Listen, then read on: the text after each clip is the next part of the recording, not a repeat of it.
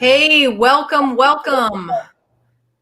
Trying to get the banner off here. Hang on with me, folks.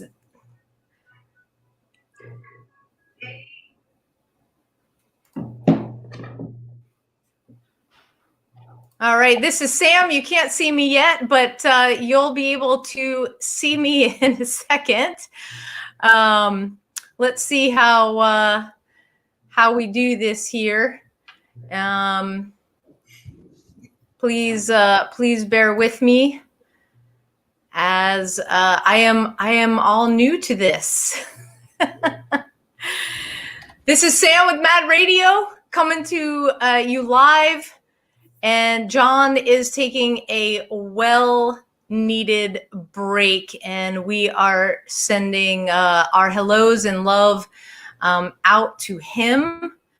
And as I am working with, let's see here, with technology, I'm just trying to get my face up on the screen here so I can make sure that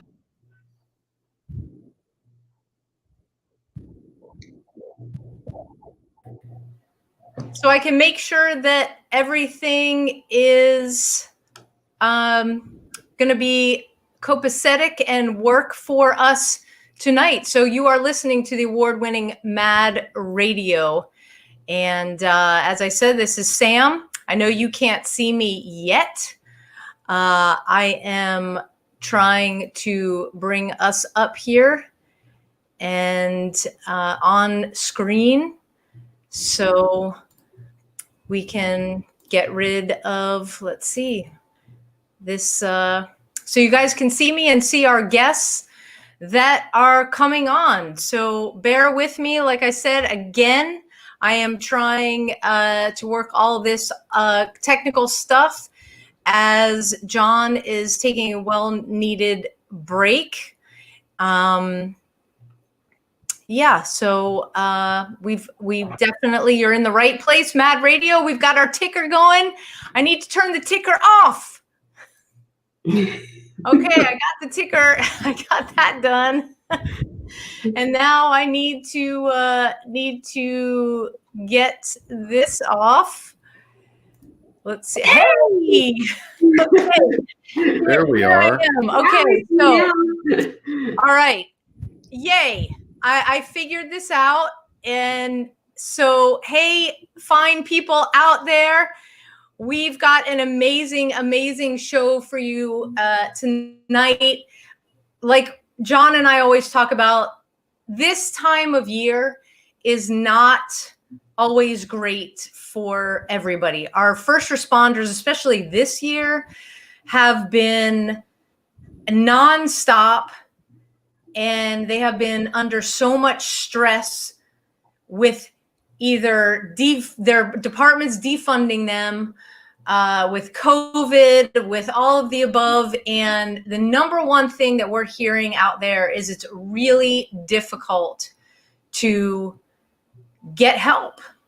And not only is it difficult to ask for help, but how do you go by asking for help? Do you stay in the department? Do you go outside of your department? And so tonight we have two amazing people on with us from an organization called 3 for the Love. And hey, first responders, if you're listening, these guys do an amazing job. I'm going to let them tell how they got started with this. But the important thing as they're speaking that we want you to remember is you're not stuck, okay? If you need help, there are ways to get help. You do not have to stay in this burned out, stressed out, feeling like you're getting crapped on every day. You don't have to stay there. You've got an outlet, and you can visit. See, this is where John's really good at this. You can visit, I did it, abadgeofhonor.com. These guys, their logo, and they are on our website. You click on it, you go right to their website, and you can get in touch. Now, before we start, I have got everything up on the Facebook page. So if you're joining us from Facebook, any comments, any questions that you have, please go ahead and put your comments in. Let us know you're watching. Also, we are live streaming to our YouTube page. So if you are watching us on YouTube, hey, thank you. Keep telling your friends, keep subscribing. We want to grow our YouTube, and that's Mad Radio Texas on YouTube. So you definitely want to check us out there, and we'll be monitoring questions and comments over there. So without further ado, we really want to get into talking about healing.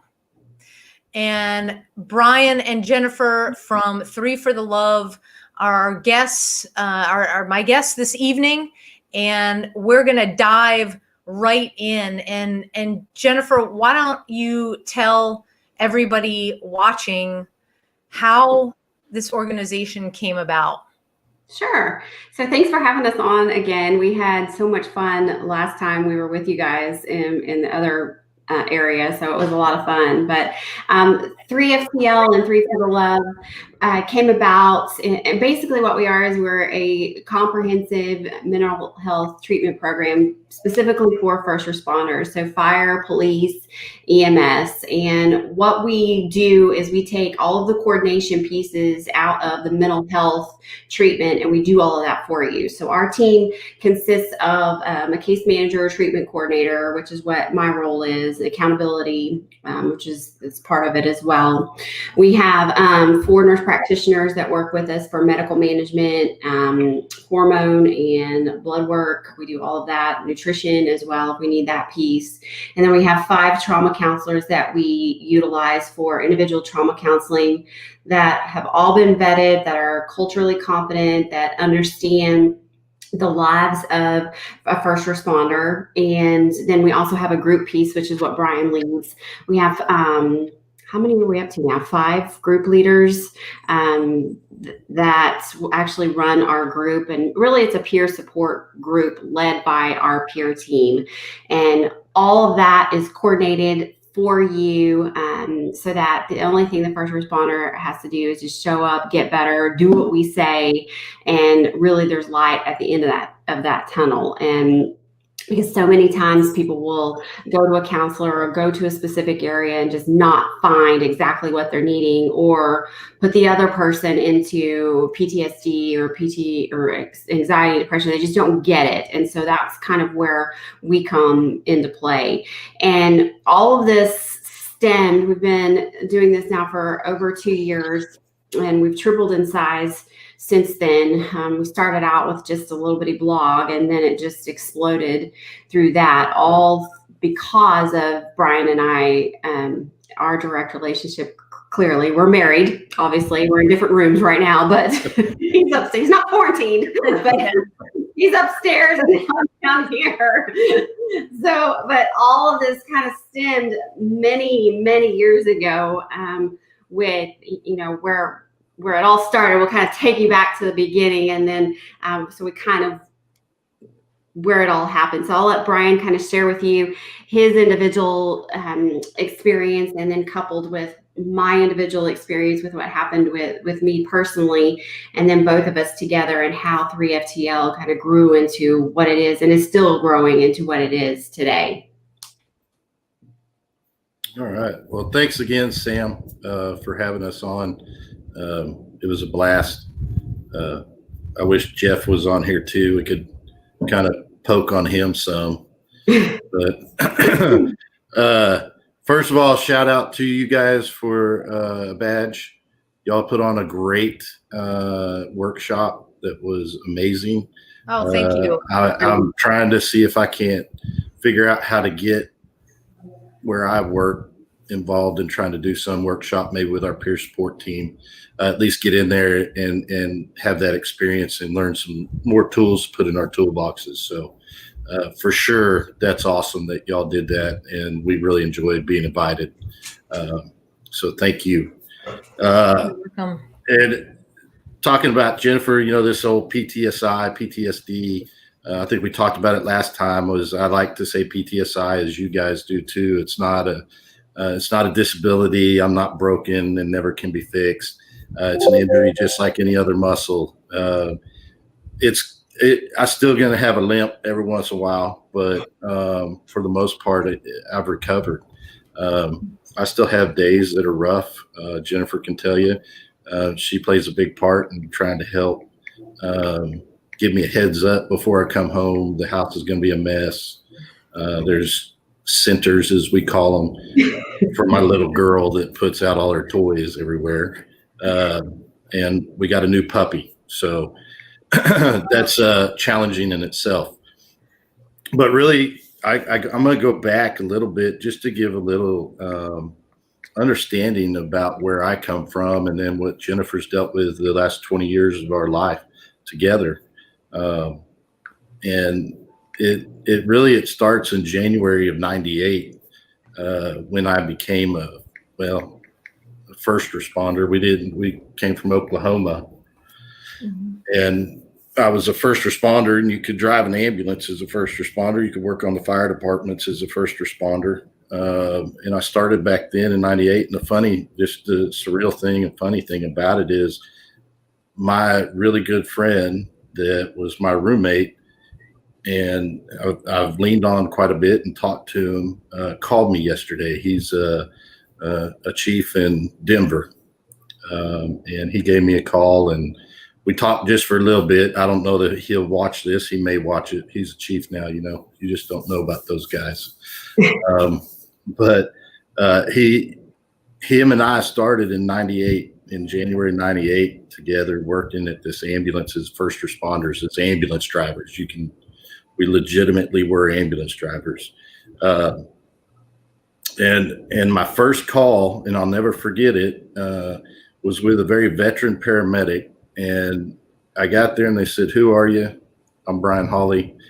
"What are you doing?" "I'm supposed to drive you." I don't really know what I'm doing. Rural county, out in Oklahoma. And I couldn't have been 5-10 minutes and we get a call, and there was a phone in the room that you answered for 911. We didn't have dispatch. We were dispatch. And so you had to forward the phone to the cell phone in the ambulance. And then we went to this call, and it was a fellow firefighter in cardiac arrest. I didn't know the guy. The guy that I was working with knew him very well. And I watched him do everything in his power to save this guy. To this day, I can't tell you if he's still alive or not. Like I said, I didn't really know who he was back then.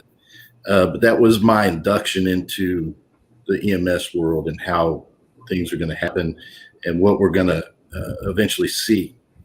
In first responder school, I don't even remember what it was. They gave me a card, said you're a first responder. I went on to EMT, got my EMT, and then got my intermediate and my paramedic. And I volunteered for a fire department up there during that whole time. And being in the rural area, we were just outside the Metroplex of Tulsa. We saw a lot of trauma and dealt with a lot of things. And there was a one murder, and I didn't really think this affected me until about a year and a half ago or so. But there was a murder that we ran on, and it stuck with me, and it really was in there, but I didn't think anything of it back then. We were just told when we were in EMT and intermediate, when you would do clinical rides and you would go work somewhere, if you showed any emotion, it was shove it down, just keep it away. And I was part of the problem. After I became a paramedic, I started teaching. I started being a field training officer. I did precepting, and I wouldn't pass people. The majority of them were women, and some of them were guys, and they would cry after a call.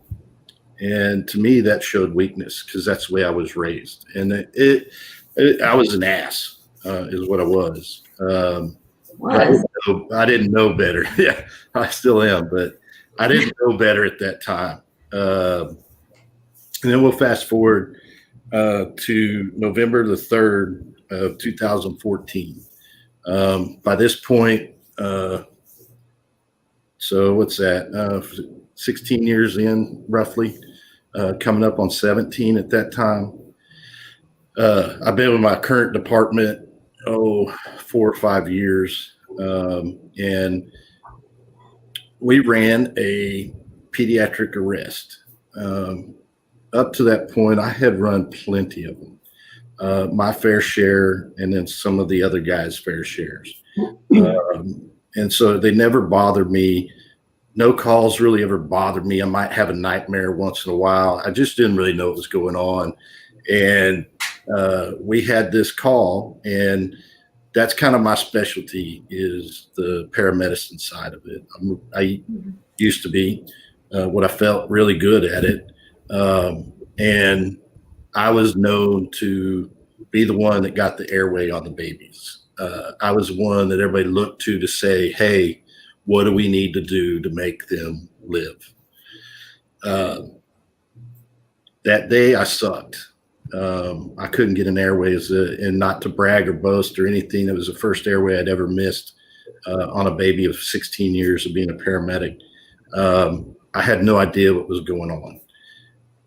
Frustrating call. We get to the hospital. They pronounce the baby. I won't go into all the details. They pronounce the baby, and there was something that I saw in that ER on that child that made me break. And I don't know, in hindsight, I do now, but at that moment, I had no idea what was wrong with me. I couldn't speak. I couldn't breathe. I couldn't stand, nothing. And I'm outside this ER room, trying not to break down in front of the parents who are sobbing over their child that didn't make it. My responsibility. Outside of that ER, the guys that I work with, hey man, what's wrong? What happened? And in my head, I'm talking to them. Evidently, I wasn't saying anything. I had no control. And I think I've talked about this before. I know I did at that workshop, was the sense of hopelessness. I was completely hopeless. And I had no idea how to fix it, because as paramedics or doctors, nurses, EMTs, and as men, we're fixers. That's what we do. I couldn't fix this. It was very scary. Fast forward, got in the medic. My partner, who to this day is a very, very good friend of mine, and no matter what, he'll be with me till the end. He did a lot of things that he probably shouldn't have done, and he got me back to the station. I had a welcoming crew. The way I think I typed it out to a letter to Jennifer was, it was an intervention that you see on TV.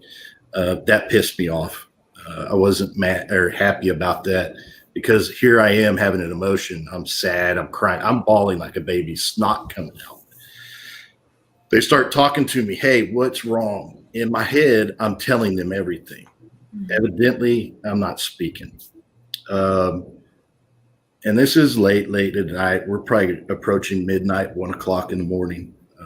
And chaplain's there, my captain, my buddy, and some other firefighters are there. And the looks on their face really scared me, because at that moment, I thought, I'm getting ready to lose my job. My job is at risk here, and I provide for my family. I have a little baby at home. I have another daughter that's 5 years older. And I'm like, man, this is not good. How am I going to go home and explain to my wife, hey, I just got fired or lost my job because I'm a blank. And that was tough, trying to say, how do I explain that? This is what I've known for the majority of my adult life, and that's all she's known for our married life.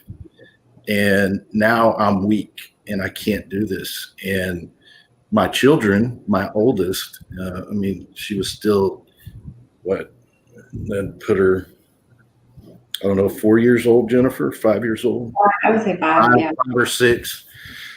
All she knew is her dad was firefighter. Everything's firefighter. They got a saw in the books, all that. So she kind of understood, but she didn't. And I started thinking, and they said, hey, man, you're going to have to go home. And I knew if I went home, it wouldn't be good. And I started contemplating myself, and Jennifer doesn't like hearing this. And I think at some point, all of us had this ideation in our brains. But my thought was, I'm worth a whole lot of money, and I'm smart, and I can get out of this. And she'll get a whole lot of money. She doesn't have to be disappointed in me. My children won't be disappointed. I'll get the firefighter funeral. Everything will be great. And she can move on. She can find somebody better looking than me for sure. And my kids will have a great dad at some point. And if I go home, that's probably what's going to happen. And my battalion chief kept saying, you need to go home to your family. And I finally made sense of words, and I said, if I go home, we're having a funeral. That's bottom line. I didn't have a plan of what was going to happen. And saying those words scared the shit out of me even more than the whole event that was going on, was the fact that I had that in my mind to be able to say that. And to this day, you reflect back on it and you say, man, would I have done it? Could I have done it? Is that still in my brain? Is that something that I'm still capable of? I think it's still there, but I don't think I'm capable of it because I've learned the tools, and I've got the tools. I've got the support system. I've got a counselor that I see that's helped me get through it. But all that kind of happened, and it really just steamrolled. And I still didn't seek help right away. It took a couple more years, and then after seeing Jennifer, but really her going through that, I think, planted the seed into where Three for the Love is, because she saw me that next morning when I got home from the station. They didn't make me go home. I'm pretty sure we got put out of service. I don't know. I think the statute of limitations ran out up on that. They can't fire me now. But I'm pretty sure we got put out of service because we didn't run another call, and I stayed up talking all night. Got home, collapsed in Jennifer's lap, cried. She'll tell you she doesn't really remember a whole lot about that. I think she blacked out because here I am, her rock that is crumbling. And so that just kind of went on. Well, then fast forward another year, and Jennifer and I were involved at the Oklahoma State University crash where the young lady drove through the parade. And that her and my two children were standing, I don't know, probably 10 feet, or sitting actually on the curb about 10 feet or so, 15 feet, 7 feet, somewhere in there from where she ended up. And that was a very stressful time for Jennifer to go through that. And to me, it was another incident. I went to work, and I pronounced three people in the middle of the street. Well, not in the middle. One was in the middle. Other two were right where we were supposed to be sitting. And I just went and did my job. And then that kind of segue into kind of Jennifer. She wants to talk a little bit, but kind of that event, once I watched her for a year go through what I went through, and then finally understanding that civilians can also get PTSD, is when this was done. This was a done deal. God said, you're doing this no matter what. You're going to go broke. You're going to have nights of crying. You're going to be exhausted. You're going to hate each other. Don't tell all our secrets. But you're going to love it. And it's going to be the most exhausting thing, but you're going to love it. This is what you're supposed to do no matter what. And so I'll kind of let her kind of go from there, unless anybody's got questions on that. But yeah, I think one thing that I wanted to point out for our listeners, and we have talked about this before, is that, it doesn't take but one call. You are, you're a veteran firefighter. You've been on numerous calls. Everything's been okay up until this point. And it's this one call that just created this cascade of emotion, of, you use the word helpless. I mean, let's be straight. First responders, we don't identify with the word helpless. We don't identify with shame. We don't identify with the word surrender. And so the fact that you are able to put those those words with the emotion that you felt, it's not something to be ashamed of. And it's important for people listening. And Jennifer, your story that I'm going to have you share is just as impactful, because there's not a lot of, still to this day, even though we know about post-traumatic stress injury, about how the family is affected and how the family is supposed to help a loved one, not necessarily add to the trauma, right? And in the workshop that we did, we put John Edmondson as part of a badge of honor. He helped us like put these words to emotions that we felt, thinking about the traumas that we had gone through and how we were feeling right then and there in that workshop. And so thank you so much for sharing that. And also thank you so much for explaining just how fast everything turned for you. Just so fast. Yeah. And I want to go back. You said that one call, and I know I said it's that one, and you know this, and I'm sure there's listeners out there that know this. It was 16 years of trauma. This was just the one that made the bucket dump. This overfilled my bucket. I call it bucket dumping when I go see my counselor, because I still have to go do it every once in a while. I haven't been in a little while, but I still have to bucket dump. But this is the one that filled it. And this is one, when I go back and look, and that feeling that I had, I don't ever want to get back to that again. I don't want to feel like that. So I recognize as we go on, hey, I need to go have a chat for a couple of sessions and work some things out. I've done the EMDR, which that's how I know it wasn't that one event. That one event doesn't come up at all. It doesn't. It's that murder when I was an intermediate. Here I am, talking to my buddy yesterday, 22 years as a paramedic. And it's that was one of my key calls. And that was an intermediate before I was a paramedic. And it was still coming up a year ago. And so once we did the EMDR, that's when I figured out it's not the recent call. It's childhood trauma.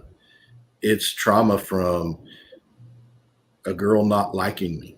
I mean, it could have been anything back in there, but all that just built up, and I hit the done button, and it was over. So, but yeah, so that's one thing everybody needs to understand. It's not one call. Right. You don't get it. That one call that you bust down, that's awesome. You're processing it. If you show emotion and then you go have a nightmare and it's bothering you for a few days, and then the day 5, day 6, day 7, you're good. You filed it. You processed it and put it where it's supposed to go. Day 14, day 17, and you still aren't sleeping, and you still got nightmares and terrors, and you are vividly remembering this thing. It's time to get help. Like, it's done. You are approaching the PTSI. Once you get past those 14 days, you get into 21 days, and we're going to be in trouble.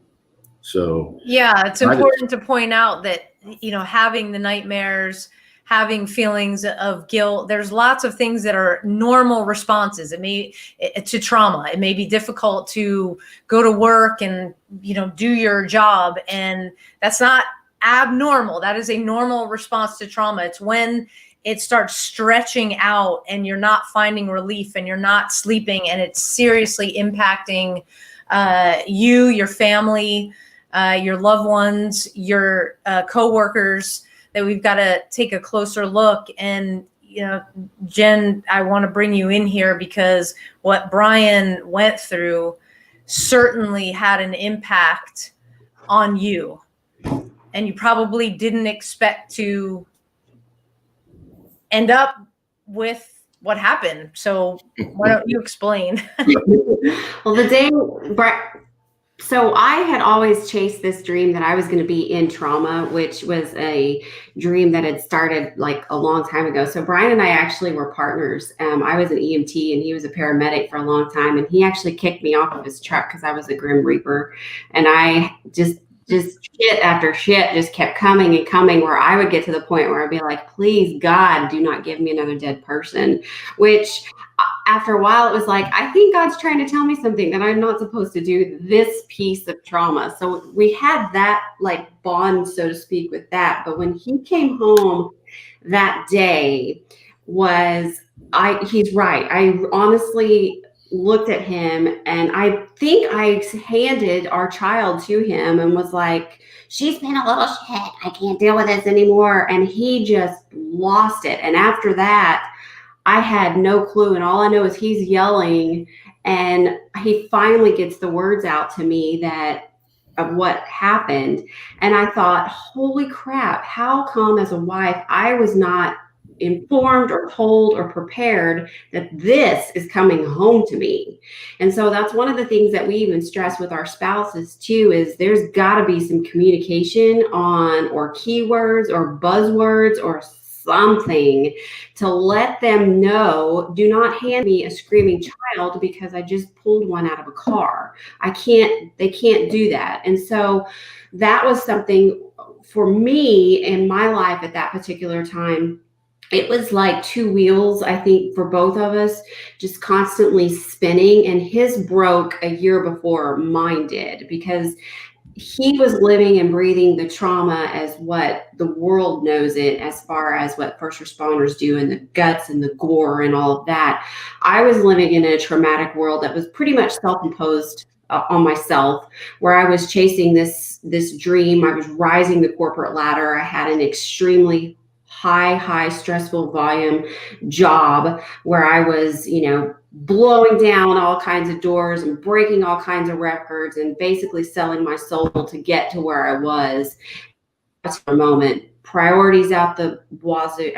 Completely out of place, and just kept spinning and spinning and spinning. And I had dealt with anxiety and depression and an eating disorder even my entire life. And so this chaos that I was living in was kind of feeding all of this.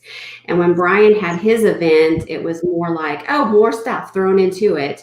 And when we got to Stillwater that afternoon, or that morning, actually, Oklahoma State homecoming is huge. It is 20,000 people rolling into town. Now it's more every single year. And it is a tradition that my family never missed. And we don't get to see each other for Christmas or anything, but we never miss homecoming. And we have our little rituals that we do, and every year that's part of it. And one of them is the parade. And the parade is, 10,000 people along the streets of Stillwater. And we sit at this curb every single year. That's just what we've done. And for 5 years, Brian and I had been married 8 years before we had our 5-year-old, or, at the time she was 5. That's where we were. And that particular morning, we were running late because we had an extra child, and we were running late, and my brother got tired of waiting on us. And so they moved to the other end of the parade.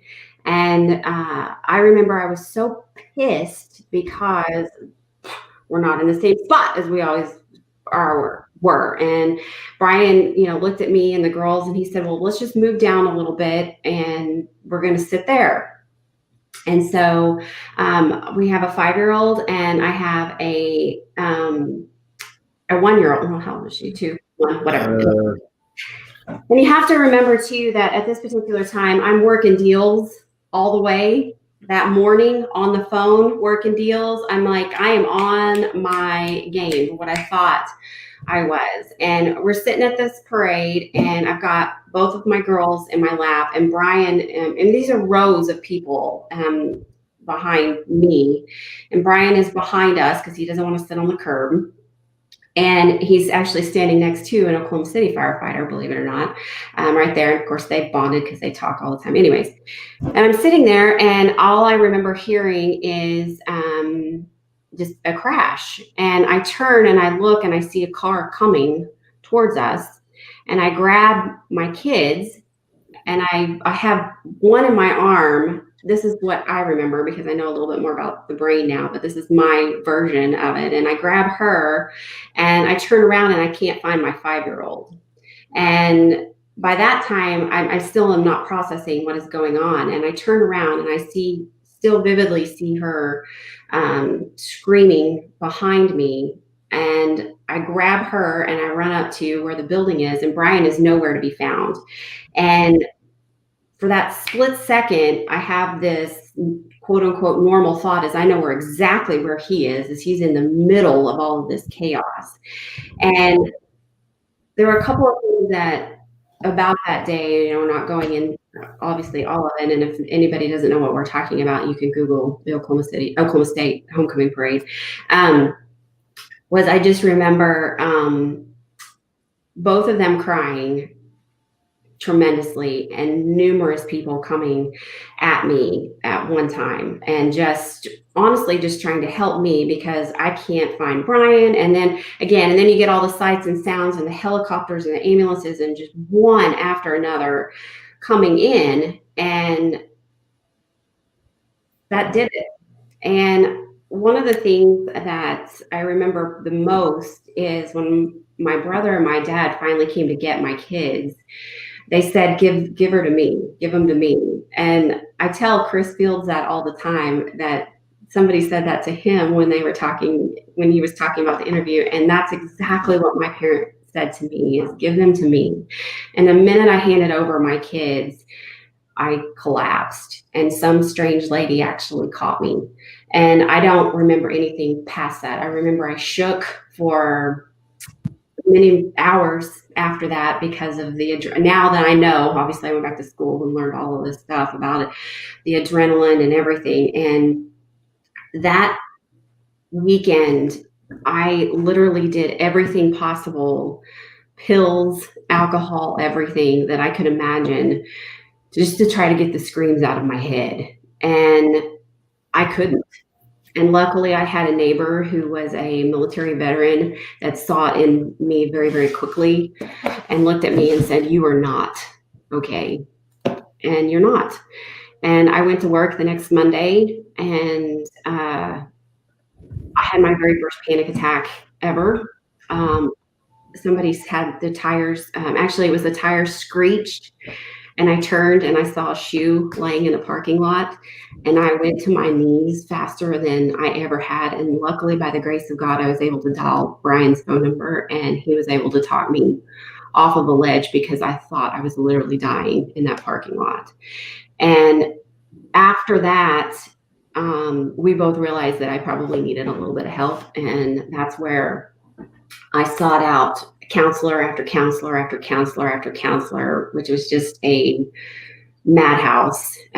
Was diagnosed with PTSD, and Brian had a few choice words about that because he couldn't believe at that time that a civilian that just had one incident would skyrocket into that, but I did. And I had a mental breakdown, basically. And luckily, I found a counselor that helped me. I had a nurse practitioner that helped me with the medication piece. And I had Brian and another support system to guide me along in that journey. And one of the things that they started to do is they told me to blog about it, or not blog about it, journal about what's going on, because you're supposed to journal. Well, I hate journaling. I don't like writing, but I can type really, really quick. And so when I started typing and I hit publish, it was kind of like this whole weight was lifted off my shoulders, and people came out of the woodworks. It sounds like me, help me. I don't understand this medication. I don't understand all this kind of stuff. And that's where 3 for the Love actually started. But I did know, as Brian said before, there was something more that was going to happen, and it was God just knocking on my shoulder and was like, be prepared, I have something more. Be prepared because I have something more. And when it really hit, and I fought it for a really long time, and when it really hit was when we lost Tony, and he was one of our dear friends. He practically named one of our kids, and he died after retirement by secondary suicide, which is what we call. He just drank and drank because the demons just caught up with him. And I swore at his funeral that to his wife, I wasn't going to let that happen again. And I didn't know what I was going to do. I still don't know what I'm doing. And every time I tell this story, it was Brian last time that gets emotional, and now I can't. I could have told it today. I was good today. I think we're good today, but I can't. It's been a long day too.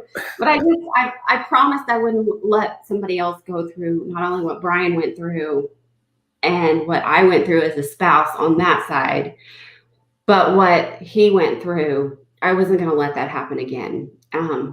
And so I still wouldn't listen. I still wouldn't do anything. I was like, you know what? We're going to power through this, and God's got to find somebody else, because I sure shit don't know what I'm doing. But it happened again, and we almost lost a friend twice, and to suicide. And on his way to rehab the second time, I was already building a team. And that's where it blossomed into 3FTL. And that's been our mission and our passion every single day for the last 2 years, is that nobody, spouses included, go through the chaos of the mental health world.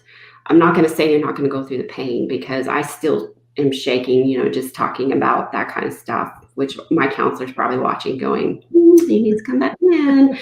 But it just, everything just kind of mushroomed from there. And I went back to school twice, and Brian kind of jumped on board. And it's just something that we have that connection with for so long, that's what we've built. And it's something that, again, has tripled in size in the last 2 years, only because that mental health world is so broken. I lucked out getting the counselor. I lucked out with my nurse practitioner, who's actually, on our board and a member of our team, who saved my life. I lucked out, and so many people don't have that, because the world is broken. I mean, the mental health world is broken. It sucks. EAP is not for trauma. It's great in certain aspects, but it is not for complex trauma. And it's just not. And so we can't promise there's not going to be pain, because there's a lot of it.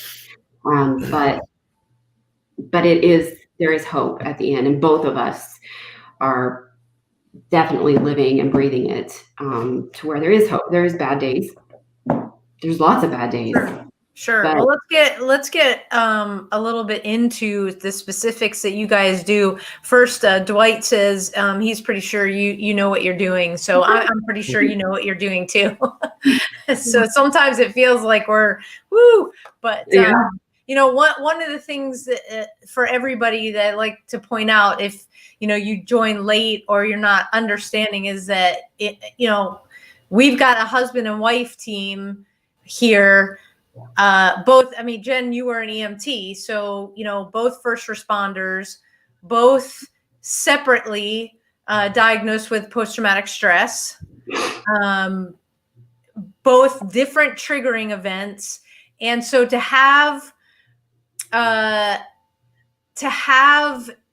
a marital unit where both of you guys are dealing with your shit and you have kids.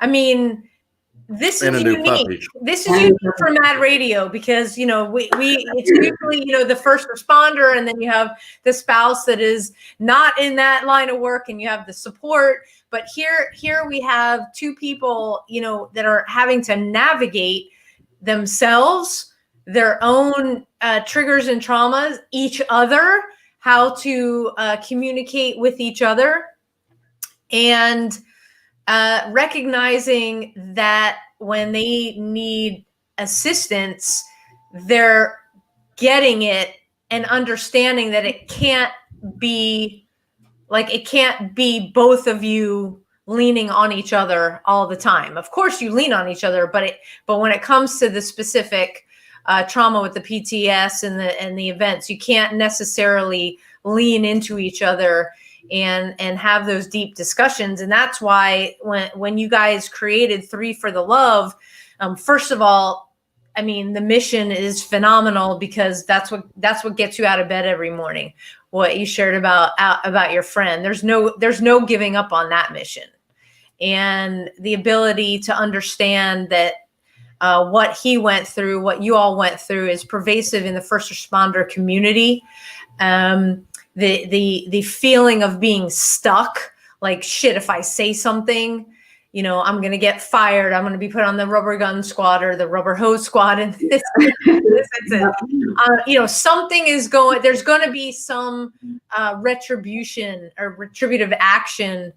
And that's what we're encouraging people to look outside the departments. The awareness piece has to be brought to the department so they understand what their folks are going to go through. Unfortunately, for many, it's an inevitability because our brains were not meant to deal with the level of trauma for such a long period of time. That's science, right? Yeah. So when one of the things that you guys do best is, Brian, you have the peer support that you run. Jen, it seems like you run everything else. Like this laundry list. Yeah. And but you guys work together so well, and you don't step on each other. You know, it's support all the way. And your ability to say, hey, as a first responder, you're coming through our doors. This is the intake process. It's not going to be easy. You're going to have to do a whole lot of things. You're going to have to move stuff around. Life is already chaotic, you know, because they're experiencing stuff that they don't understand, but it's going to get a little bit more right now. But hey, we got you. Mm-hmm. Okay. Just put one foot in front of the other. That's right. We got you here. And one of the things that I want to talk about and kind of dive in is the nutrition piece. Because we have all heard about, hey, doc, I got this, and this. Oh, you have PTS. Here's a pill. You know, here's a script. Don't drink. You know, kind of the basic stuff. EMDR, more in depth, but there's still sometimes to manage massive anxiety. There could be prescriptions that go along with that. We know prescriptions are okay. If you need it, not saying it's bad. But if you don't have that nutrition piece to assist with the prescription piece, lots of things can go sideways. Hey guys, if you love your testosterone, you better listen up right now. Where you want to key in. Because medication can do like wacky things. And we all know from processing the stress that comes with post-traumatic stress, health, fitness, movement, mindfulness. We have practices that come with the ability to handle the stress on a daily that move us through the trauma. nutrition's got to be right there. You can't do dinner of champions like I did, which was a king size Snickers bar and a Coke. That doesn't work. I mean, every once in a while, but when you're sitting in your car or in the bus, and I don't mean school bus, I mean, that's why I call it ambulance. It's, in your rig, you've got to look at where you are. So when this gets a hit, your whole body is able to assist you in that. So please talk about the nutrition.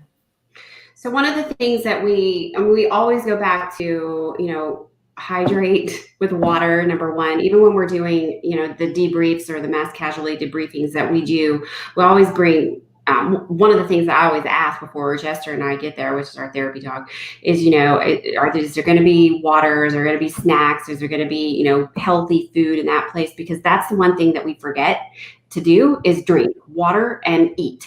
And so even when people come in and we're doing the intake process with them, they're like, if you're extremely depressed, you don't want to eat. Well, I'm like, well, you still have to eat. I don't care if it's a smoothie from Smoothie King every single day, you have to eat. And one of the things that we try, a power bar, something, just get something in your system and keep hydrated, because your brain runs on fuel just like everything else, and you're not going to be able to make those rational decisions without that particular piece. If you need a nutritionist, then we will refer you to a nutritionist. If you really want to lose weight, we have a weight loss program that's part of the nurse practitioner office that we work in that can actually do that and help you with that healthy.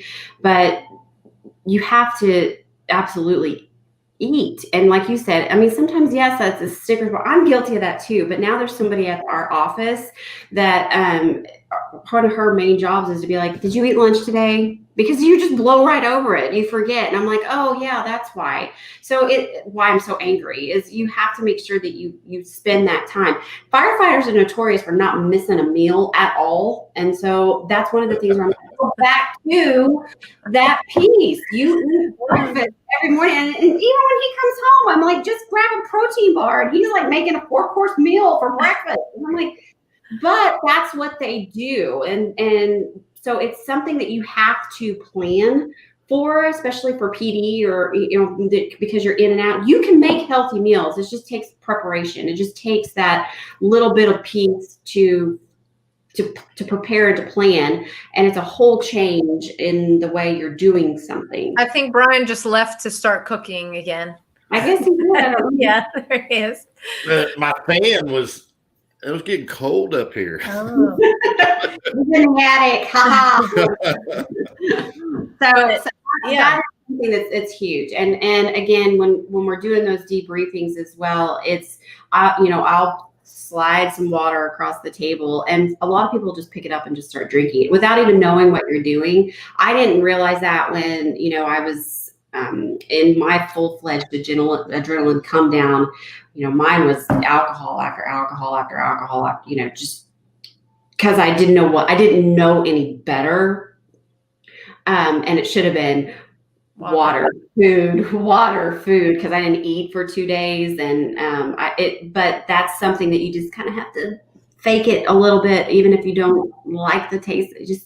You have to eat. And again, it's a holistic approach. And when you said earlier, you can't just take a pill and you can't just do that. We've had lots of people that have come to 3FTL that are like, I just want my testosterone checked. And I'm like, well, here's the referral, but that's only one little piece of it. Or I need some anxiety meds. And I'm like, okay, well, it's not what we do. It's the whole thing. So, Right.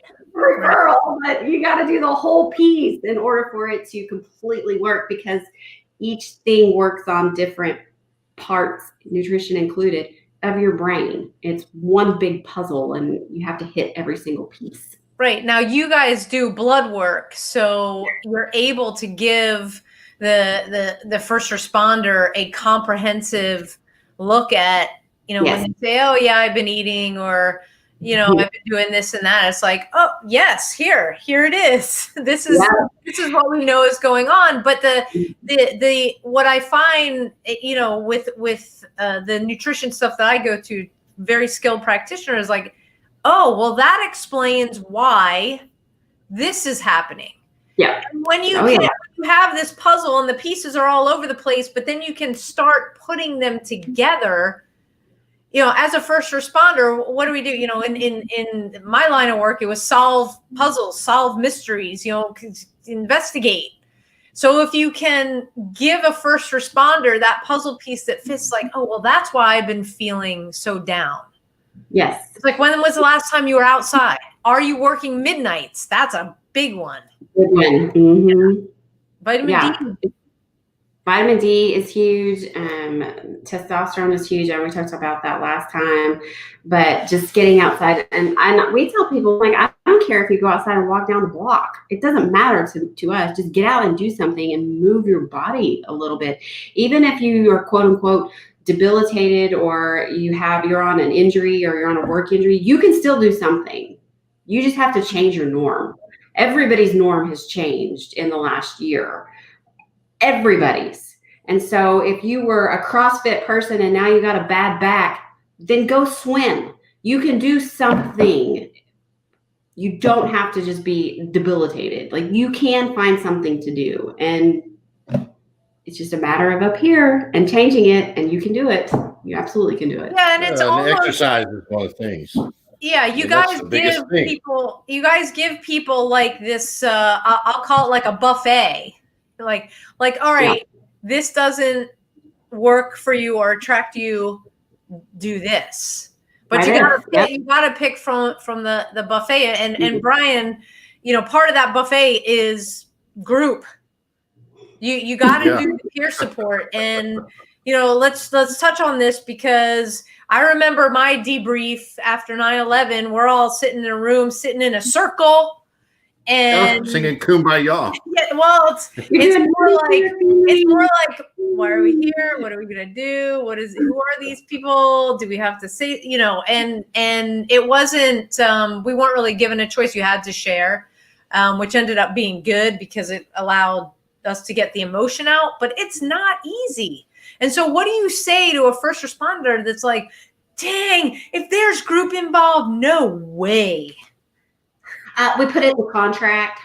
Oh, well, there you go. You know, when before you sign. Yeah. But come on, even though it's in the contract, I mean, yes, we were there. We want to get better. You know, Brian, they're in there. Right. And yeah. And I think I said this before, and of all the groups that I've led, there's the guy that's the talker that wants to get out there. He wants to tell everybody. He is that one that you're like, okay, he's going to help us in the future. He is going to be somebody for sure. Then you got the couple over there, and I know y'all see me like this. Honestly, my fan is on. It's freezing up here. But they're always sitting there closed off, and they're completely closed off.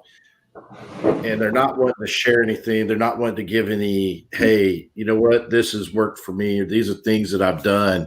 They're just closed off. And so I tell them at the beginning and in the group, you know, there's some rules that are in place that we have to follow.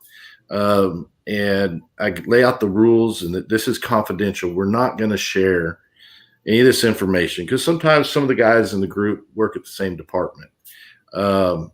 And so far everybody's been really good about not sharing that private time that we have with each other. But I tell them another one of the rules, and I said, number one thing is you have to be vulnerable. If you cannot be vulnerable, then you might as well leave and collect a check and be done, because you're not going to heal unless you are vulnerable. And vulnerability is the number one thing that helps us get through everything. Because like you said, Sam, you sat in that circle of schism. It was CISD way back in the day, and it may have been schism back then, but I did CISD. And just like you said, you share something, you feel a little better. The benefit of firefighters is, after a bad call, I go back to the kitchen table where we solve all the problems with pancakes and syrup. And I get to sit there and talk to my brothers and say, Hey, man, how do you think that just went? Right. Dude, you sucked. Okay. And we talk it out and hash it out. Police department, any police officer, We don't have that. you're done. And guess what? Now you got to go deal with the husband that's kicking the wife out. And then you're done with that. Hey, this dog's barking, but I don't want contact. I don't want them to know that I'm dealing with that. You don't have anybody to share it with. And then you get to share it with your bottle of your favorite whiskey or scotch or whatever else the next day. And so when I get the cops and the firefighters in the room, hey, man, we're all in this together. We all got the same problems. We're all going to be vulnerable. We're going to share. I'm not going to push on you. I'm not going to make you do something you don't want to, but I'm going to make you do it. And they always look at me like, what? Listen, I'm going to give you that opportunity. But once that opportunity is gone, I'm going to help you come to the edge. And I'm going to give you that nudge that you need to get through this little uncomfortable, I'm embarrassed, whatever. I always share first in every peer program that I've led or peer support group that I've led. I always lead first. There are things that I say in there Jennifer will never know. And there are things about me that she will never know. My own parents, nobody will know. These are private to me. My counselor knows, and then this group of guys will know. And I shared things with these groups, and I let them know, here it is. I'm as vulnerable as you can get. And I know the first time we met, I told you can ask me anything except where I work. That's the only thing I can't tell you, but you can ask me any question. And you did. But I lead it, and that seems to break that ice for them. And it makes it easier for them to say, man, you kind of screwed up. I think I'll share mine. And then I look at them, I'm like, gosh dang, man, you're screwed up. By the time we made it around the table or the room or however, we don't have to sit in a circle. By the time we made it around, everybody's looking at the next guy. Man, he's working. I'm glad I don't have what he has. Right. And I think Jeff has said that too. Mm-hmm. I'm telling you, when I leave a room, I'm like, whew, I lucked out. Like, and I know they're saying the same thing, but that's the best thing about the way Jennifer designed this was she didn't give me a format and say, here's what you have to do. Here's what you have to cover. This is very unconventional. We may talk about one thing this day, and then the next week when we meet, we found something new because it happened between those two meetings. Mm-hmm. And it's like, oh, you know what? We're going to touch on that one now. I know y'all want to talk about this, but we're going to talk about this now because he needs our help, and we need to figure out how can we help him get through whatever he's dealing with. Yeah. And so a lot of those things are just being unconventional. I've been to all of the classes you can go to. I think there's a couple more that just popped up I can go to lead. And it's funny because I go in and I see all the way that CISM is. And I'm not going to bash CISM, but I don't think it's peer support. And I think that's where we're missing it. If we could somehow design, and we're getting close to designing something that touches a little bit with some of the good techniques and the good stuff that CISM has to offer and the good stuff that peer support has to offer, we can meld all of that together, it'll be out of ballpark. Awesome. And it'll change the game. You just have to figure out how to do that and how do you implement it everywhere. Sure. Yeah. Well, that's always the big thing. You come up with the great ideas, you see that they work because you use them. And then it's like, how do we get it to departments? And then there's money. And yeah, that's a whole nother show. Money. What is on average, the first responder that is coming to you for assistance, on average, what's the time that they're in the program? So it's a commitment of 8 weeks. So it's a minimum of 8 sessions with a trauma counselor and 8 sessions with me and a nurse practitioner weekly. But I would say 95% go further than that. So, I mean, you're dealing, by that time, we loosen the reins, and I loosen the nagging wife, mom piece after usually about 8 weeks, to where I'm only a pain in their ass like every 2 weeks, just to make sure, because the accountability. Out of love, of course. All out of love. And Brian knows, I'm like, oh my God, these guys are, and then you're like, but you love them. And I'm like, I know, I love them so much, but they're driving me crazy. But, so it's a minimum of 8, and that just it helps them through the, oh, I can't do this because this, or the big one is, I feel so much better. I think I'm just going to stop. I'm going to stop my meds. I'm going to stop going to counseling. I'm going to stop group. Jennifer's not going to, blah, blah, blah. Well, in that piece, there is no Jennifer on that side. But after 8 weeks, it's now a routine. And so that is where they continue. And sometimes then it's up to the counselors and the first responder if they now can go every other week to counseling. And so that is, that's something that's, as part of the treatment team, all of us decide. But we started off with 4 when we first started, a minimum of 4 weeks, and that was way too short. And then a minimum of 10. So 8's kind of the sweet spot. Sure. But even with the groups, and Brian can tell you, he's probably taking care of one of the kids or the puppy, is the group only is required to meet for 6 weeks. Mm-hmm. And however, every one of them, I think but one, has gone on and continued, because it is such a bond that they form together. And again, it's like Brian said, it's nothing like, I mean, there's certain topics that we want them to hit on, but it goes wherever that particular group needs at that particular moment. Sure. And every person in that group is part of 3FTL. And it used to be, we just are redesigning it in January. It used to be 8 people per group leader, and now we have so many that we're cutting it now to 4. So there'll be 4 people and a member, a group leader, just so that we can crank them out a little bit quicker. But it closes, and so no new person's going to come in on week 3. It's going to be consistent across the board, and so that again is different. It's just an unconventional way of doing it. Sure.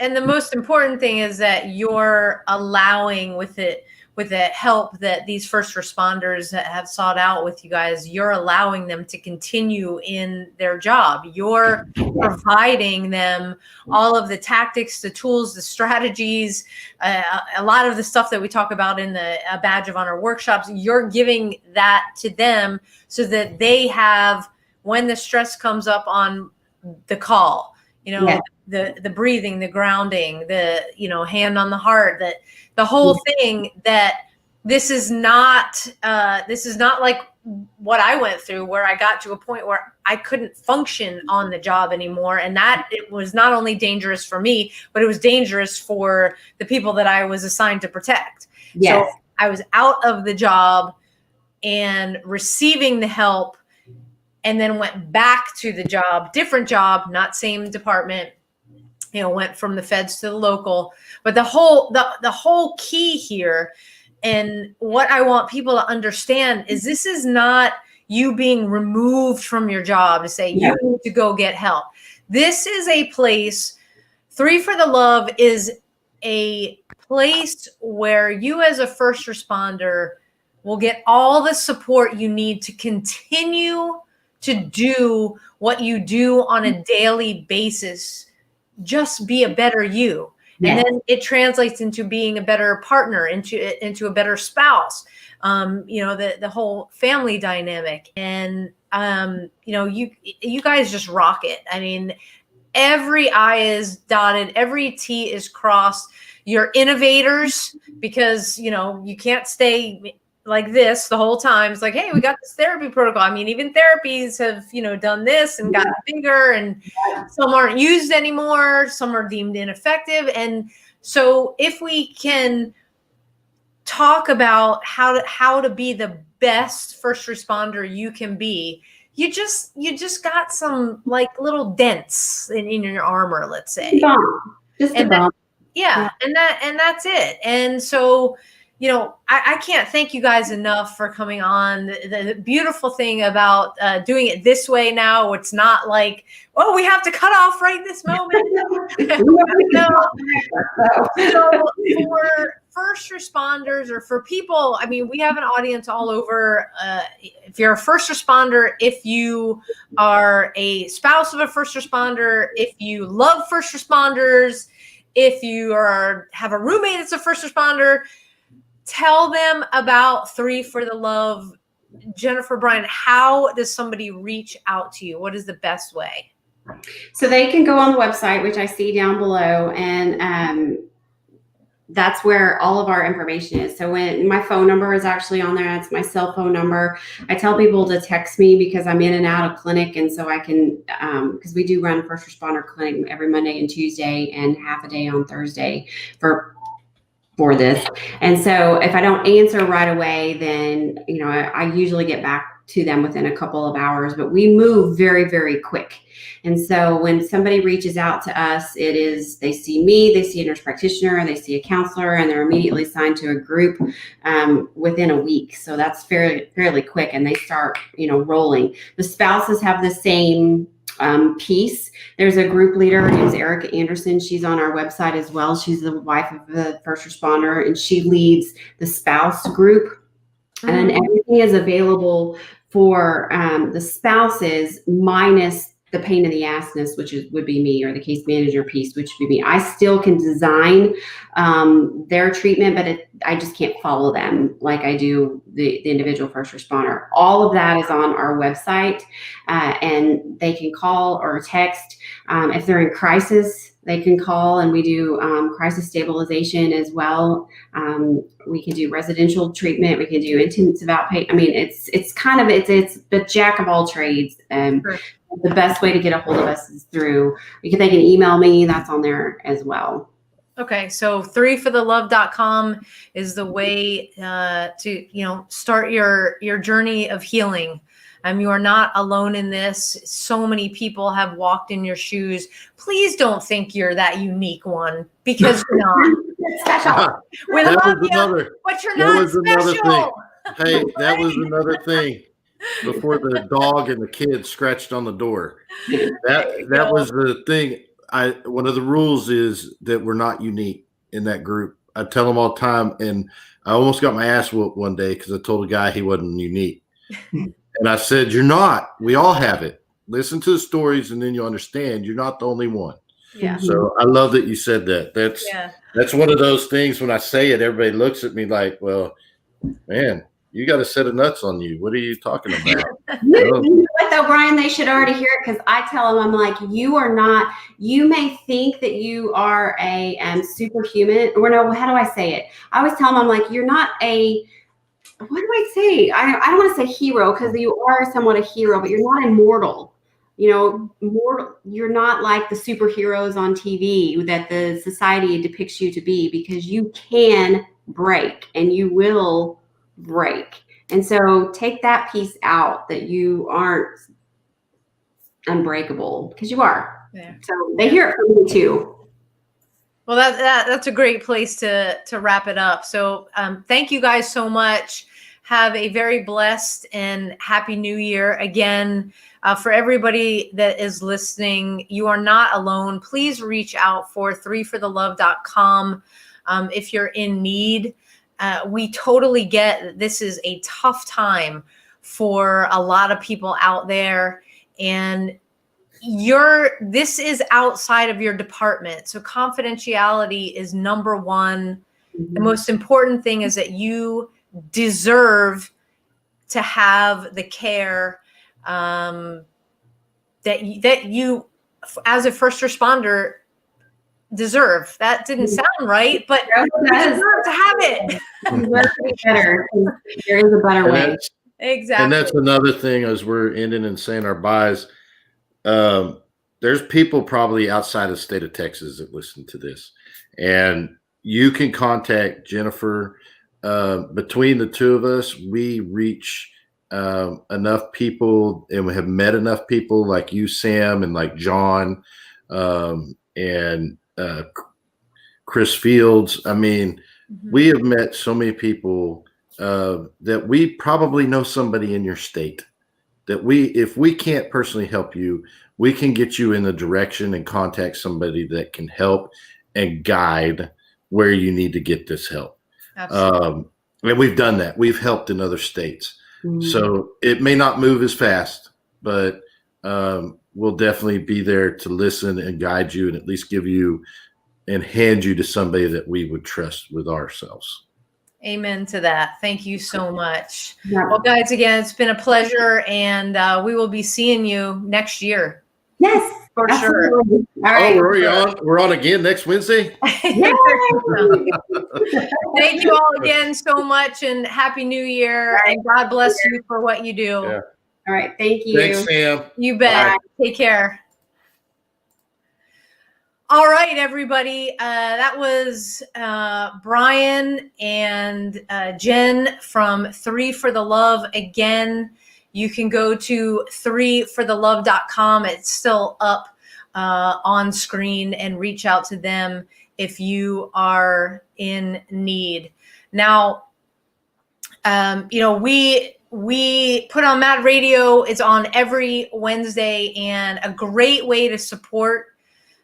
We are growing our audience on YouTube. It's our newest platform. And we ask, hey, if you're listening to this and watching this on Facebook right now, if you wouldn't mind jumping over to our YouTube page, which again is Mad Radio Texas, hit the subscribe button. There's lots of cool things you can do with YouTube that we want to be able to bring you. And we need the subscribers for that. So if you wouldn't mind doing that, that would be super awesome. Another way to support the show so we can continue to do what we do is to, after we're off the air, you can scroll to the top of our Facebook page. And up there, we have books that you can purchase. And you can click on it, buy it right through Facebook. That's a great way to support. And you guys heard a lot about us talking about A Badge of Honor. That is the organization that myself, that John, that Jeff Freeman, that John Edmondson, we run. And every bit of the support and the money that we raise through Mad Radio goes into the workshop so that we can make a difference in the lives of our first responders and continue to do that. Getting out into the departments, getting in front of first responders, helping them to understand they are absolutely not alone and what they're going through is normal. And the way you do that is by visiting abadgeofhonor.com. Put it up on the screen here. Click on Mad Radio, and there's a donate button. You can do that. So appreciate the support there. And we've got a huge project that we are supporting, and it's called PTSD 911. It is a documentary that desperately needs to be made so that more people understand what it's like to be a first responder and dealing with the traumas that we are exposed to throughout our careers. Jeff, Jen and Brian did a great job explaining tonight the impact and the toll, and that it only takes that one to make your bucket overflow. And so as we leave you tonight, to all of our men and women out there in uniform, holding the line here at home and abroad, we love you. We are continuing to pray for you. You are not alone. It's okay not to be okay. We just don't want you to stay there. And I'm going to play the trailer for PTSD 911. Again, let's work together. Let's get this made. Until next week, which is next year, people, 2021. Decide next year that it is your time. Decide now that you're going to get the help. And much love to all of you here. So appreciate the support as I navigated all this craziness tonight. Until next time, God bless you all. Thank you for another wonderful year of Mad Radio. Thank you for your continued support. Much love. Bye-bye. After working for 20 plus years as a police officer, not having backup is kind of scary. While I was trying to heal from the traumas that had put me in the position that I was in, I suddenly lost all the support of all the guys I worked with.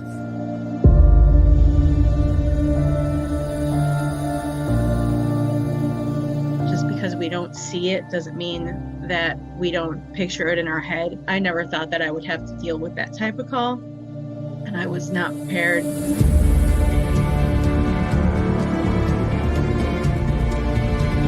I remember the moment I was like, okay, I was up all night.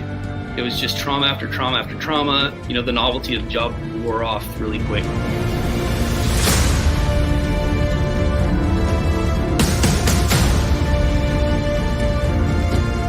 They didn't offer any help. They said I needed to see a psychiatrist, that there was probably nothing wrong with me, that I was just being a baby about it. I couldn't think of how to get help without ruining my job.